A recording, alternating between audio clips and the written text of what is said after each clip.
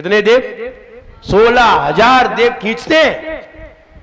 4,000 हाथी के आकार के हैं, 4,000 घोड़े के आकार के हैं, 4,000 शेर के आकार के हैं, 4,000 बैल के आकार के हैं। 16,000 देव हैं। और सबसे तेज गति किसकी है? हाथी, शेर, बैल और घोड़ा। सबसे तेज कौन दौड़ता है? शेर। सबसे तेज कौन दौड़ता है? शेर। उससे कम घोड़ा, उससे कम बैल, उससे कम हाथी। जब हाथी की चाल होती है तब गर्मी हो जाती है। जब हाथी खींचते हैं तब गर्मी हो जाती है, और जब शेर खींचते हैं तो ठंड पड़ने लगती है। कारण जब हाथी खींचते तो धीरे धीरे खींचेंगे, दिन बड़े हो जाते, दिन बड़े हो जाते, क्योंकि यहां से यहां तक सूरज भेजना है और हाथी खींच रहा है तो देर में खींचेगा तो दिन बड़े हो जाएंगे। जब शेर खींचेगा तो दिन छोटे हो जाएंगे। जब घोड़े खींचेंगे तो दिन बराबर पे आ जाएंगे। अलग अलग खींचते हैं, इसीलिए तो दिन रात छोटे बड़े हो जाते हैं। वरना दिन रात छोटे बड़े काहे को होते जब एक ही स्पीड से चलते तो जब हाथी और बैल खींचते हैं तब दिन बड़े हो जाते हैं, और जब शेर और घोड़े खींचते हैं तब दिन छोटे हो जाते हैं। इसलिए 6 महीने छोटे रहते हैं और 6 महीने 3-3 महीने में एक का नंबर आता है। 3-3 महीने में एक का नंबर आता है। और जब शेर खींचते हैं तब दिन सबसे छोटे हो जाते हैं, और जब घोड़े खींचते हैं धीरे धीरे दिन में बढ़ोतरी होने लगती है। इसलिए सारी चीजें समझिए, ये ऐसे ही विज्ञान नहीं बना है और ऐसे ही ये जैन धर्म नहीं है। और सारी चीजें समझ के बताइए कि दिन इसलिए छोटे बड़े होते हैं। नहीं तो कोई पूछे कि दिन छोटे बड़े वो तो होते हैं, तो होते हैं। क्यों होते हैं? कि जब वो तेजी से खींचा जाता है सूरज तो जल्दी जल्दी गुजर जाता है, दिन छोटे हो जाते हैं, और देर में खींचा जाता है तो दिन बड़े हो जाते हैं। यही कारण। क्लियर? बातें समझ में आई? तो कहने का मतलब आचार्य मानतुंग महाराज ये कहने जा रहे हैं, आइए फिर 10 बज गए। हम कितना सोचते हैं कि जल्दी जल्दी बता दें, लेकिन फिर भी वो घड़ी 10 बजा दी। आइए फीड करने के लिए तैयार होते हैं, क्योंकि उतना समय नहीं रहता।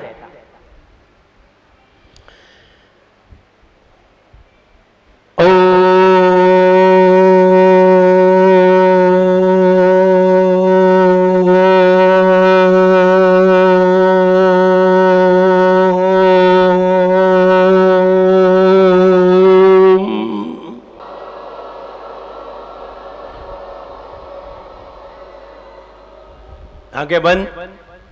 हे भगवान सबके नेत्रों को हरने वाला, हे भगवान सबके नेत्रों को हरने वाला, सभी उपमाओं को जीतने वाला, हे भगवान सबके नेत्रों को हरने वाला, सभी उपमाओं को जीतने वाला, कहां आपका मुख? हे भगवान कहां आपका मुख? सबके नेत्रों को हरने वाला, सभी उपमाओं को जीतने वाला, हे भगवान सबके नेत्रों को हरने वाला, सभी उपमाओं को जीतने वाला, कहां आपका मुख? और कहां वह कलंकी चंद्रमा जो दिन के प्रकाश में फीका पड़ जाता है, जो दिन में फीका पड़ जाता है। कहां वह कलंकी चंद्रमा, कहां वह कलंक युक्त चंद्रमा जो दिन में फीका पड़ जाता है। हे भगवान कहां आपका मुख जो सबके नेत्रों को हरने वाला है और सारी उपमाओं को जीतने वाला है। भगवान सबके नेत्रों को हरने वाला, सभी उपमाओं को जीतने वाला, कहां आपका मुख?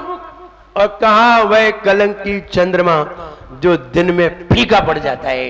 कहां वह कलंकी चंद्रमा जो दिन में फीका पड़ जाता है? रिपीट। हे भगवान सबके नेत्रों को हरने वाला, हे भगवान सबके नेत्रों को हरना आपका मुख। और कहां वह कलंकी चंद्रमा जो दिन में फीका पड़ जाता है, जो दिन में फीका पड़ जाता है। हे भगवान सबके नेत्रों को हरने वाला, उपमाओं को जीतने वाला, कहां आपका मुख और कहां वह कलंकी चंद्रमा जो दिन में फीका पड़ जाता है। That's all. याद हुआ? गान हमारी है भक्ता हमारा स्तोत्र की महिमा सबसे न्यारी है। हृदय में लोक की उपमा जीती ऐसा सब मुख न्यारा नेत्र हरे सुर इंद्रों से जो दिखने में अति प्यारा। चंद्र दीमती का बढ़ जाता सूरज जब डूबता वैसे ही तब तुमसे टीका ये लोग बढ़ जाता।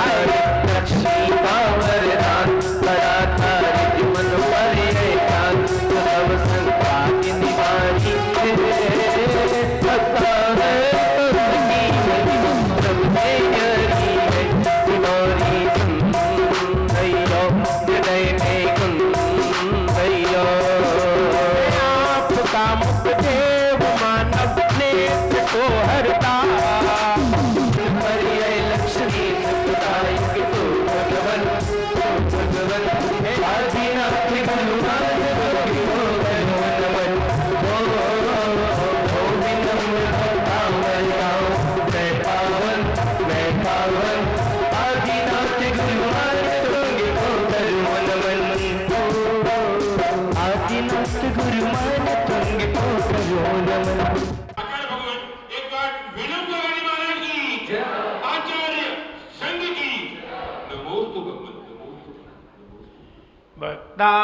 मेरा प्रणत मौली मणि प्रभानामुद्योतकं दलित पाप तमो वितानम।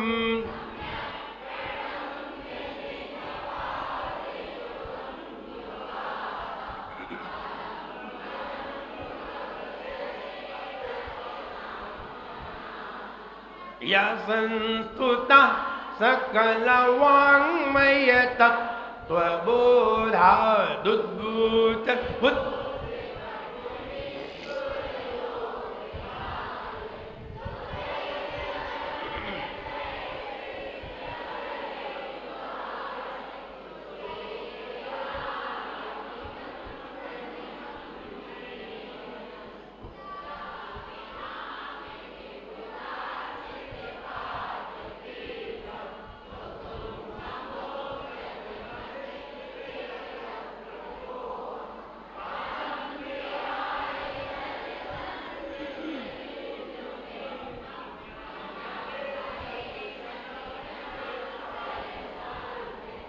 यही शांतराग रुचि भी परमाणुभिस्त्वं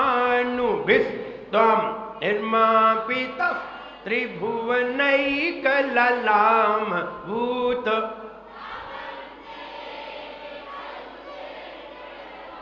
पृथिव्यां यते समानमपरं न हि रूपमस्ति वक्त्रं क्वते सूरज।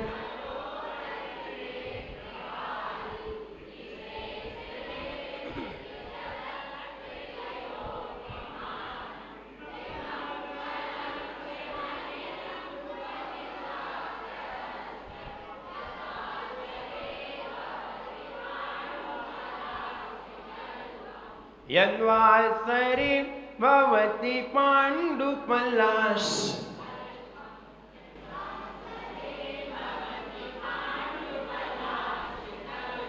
13 कंप्लीट। आज कौन सा नंबर है? 13 सबके कंप्लीट है। 11 नंबर छंद कौन सुनाएंगे? 11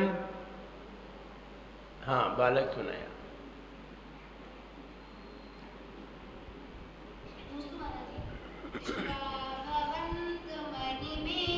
मंडल शशांक कला कलाप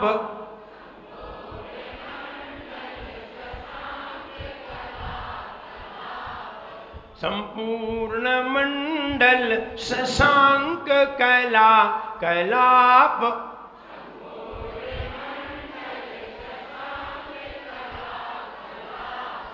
शुभ्रा गुणा त्रिभुवनम तव लंघयन्ति,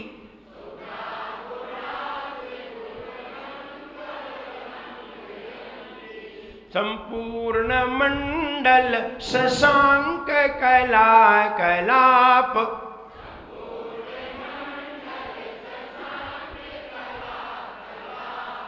शुभ्रा गुणा त्रिभुवनम तव लंघयन्ति,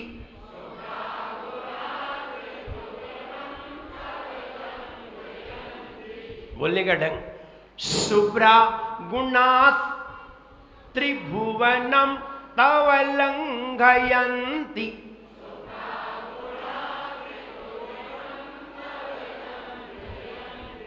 ये संसिता त्रिजगदीश्वर नाथ मेकम,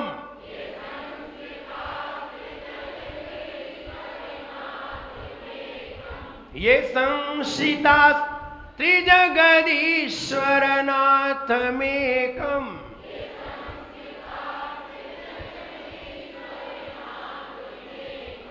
कस्तान निवारयति संचरतो यथेष्टम,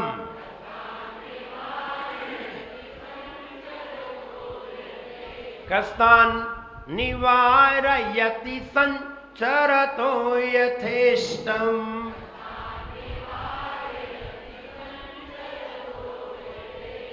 पढ़िए,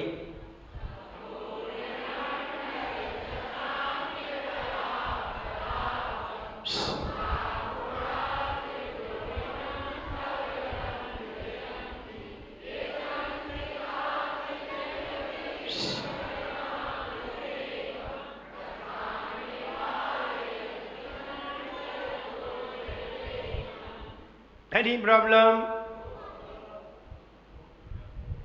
ऑल ऑफ यू क्लियर? कहाँ आ रही परेशानी? नहीं आ रही? फिर से वापस पढ़ा दे पूरा। ये संसिता, ये संसिता, ये संसिता त्रिजगदीश्वर नाथ मेघम,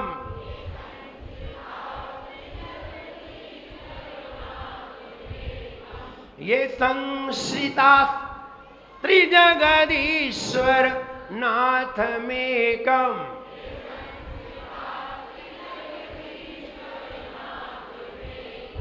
कस्तान निवार यति संचरतो यथेष्टम,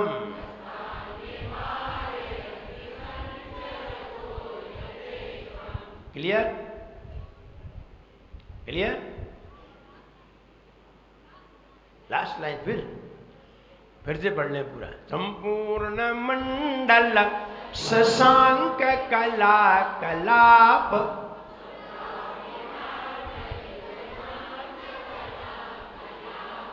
शुभ्रा शुभ्रा गुणा त्रिभुवनम तव लंघयन्ति,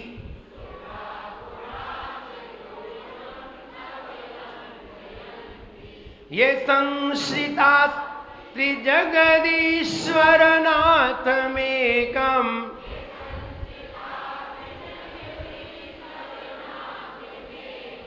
कस्तान निवारयति संचरतो यथेष्टम,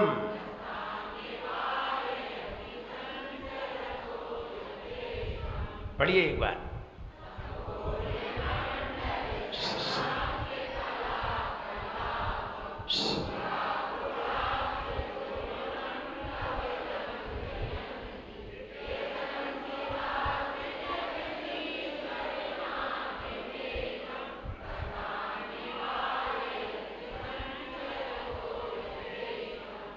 ऑल ऑफ यू क्लियर? आदि व्याधि नाशक, इस छंद का फल देखिए। जब हम ऐसा भाव अंदर लाते हैं, जब हम ऐसा भाव अपने अंदर पैदा कर लेते हैं और अपन खुद ही उस भाव का अनुकरण कर लेते हैं, तब आदि व्याधि नाशक, आदि किसे कहते हैं, व्याधि किसे कहते हैं, उपाधि किसे कहते हैं, समाधि किसे कहते हैं, समझिए। आदि उसे कहते हैं जब आपके बारे में कोई व्यक्ति बुरा कह देता है, गलत कह देता है और गलत अफवाह उड़ा करके आपकी बदनामी करना चाहता है। और अब ऐसे में हमारे पेट में दर्द तो हो नहीं रहा है, ना हमारे कान में दर्द हो रहा है, ना हमारी नाक में दर्द हो रहा है, ना हमारे पैर में दर्द हो रहा है। अब कहाँ दर्द हो रहा है?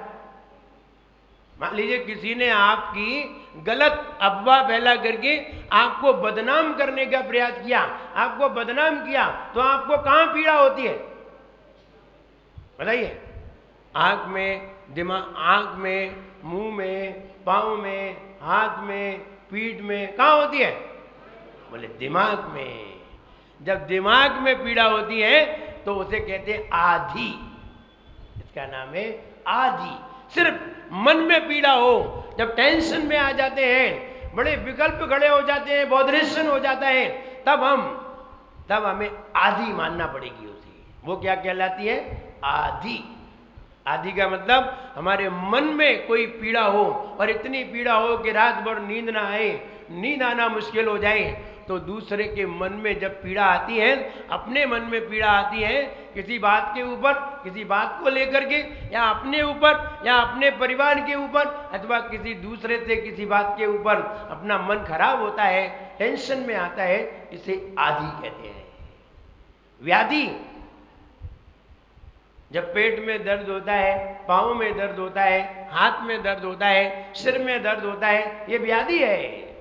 व्याधि शरीर में होती है और आदि मन में होती है। जब मन में पीड़ा होती है तब उसे आदि कहते हैं, और जब तन में पीड़ा होती है तब उसे व्याधि कहते हैं। और जब हमें कोई डिग्री मिलती है तब उसे उपाधि कहते हैं। क्यों? शादी होकर के आई, अब कोई लोग भाभी कह रहे हैं, कोई लोग मामी कह रहे हैं, कोई लोग चाची कह रहे हैं, ये डिग्री है। हमें डिग्री मिली कि नहीं? ये क्या है? उपाधि। शादी नहीं हुई तो कोई चाचा कह रहा है, कोई मामा कह रहा है, शादी हो गई तब भी कह सकते हैं। कई डिग्री ऐसी होती हैं जो शादी के बाद मिलती हैं, और कई डिग्री ऐसी होती हैं जो शादी के पहले भी होती हैं, शादी के बाद भी होती हैं, सदाबहार होती है।